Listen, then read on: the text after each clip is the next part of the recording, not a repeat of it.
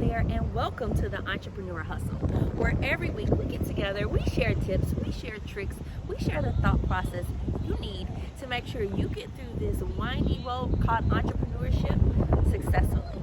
And today, if you're watching, kudos to you. You have made it to the end of 2020. It was like a scary movie that just goes on and on and on, never-ending scary movie, and you have successfully completed it.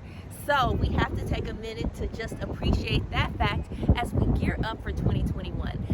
But we've learned in 2020 that almost anything can happen, so we want to double down and make sure we are prepared, we're motivated, we're ready to go in 2021.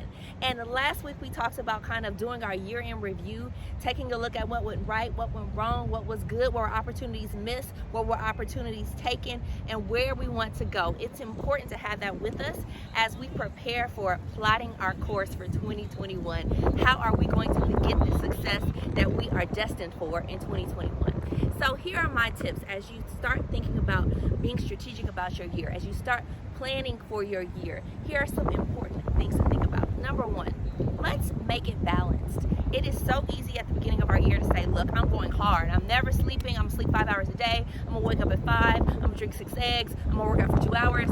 All of these things, but do they really make us happy? Do they really give us the balanced life that we are looking for? So think about balance as you begin to plan for 2021. Are you spending time with your friends or family? Are you doing the things you love? Do you have an outlet for some of your creativity? All of these things are important on your plan, and it's why so often our plans fail, right? We just plan for what we want to do. We plan to go hard in the paint, but we forget that it's reality. We have to have a balanced life. We have to do some things for our family, for our friends, for our businesses, for our own growth, for our own relaxation. And if you don't plan for all those things, it's almost destined to fail. Step 2.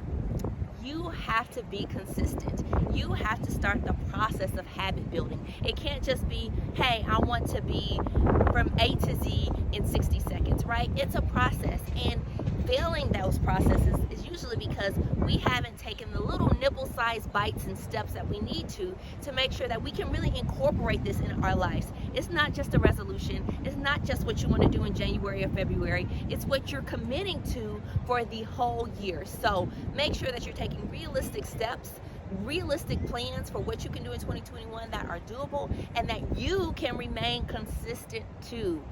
Last but not least, let's start with your vision. What do you really want from 2021?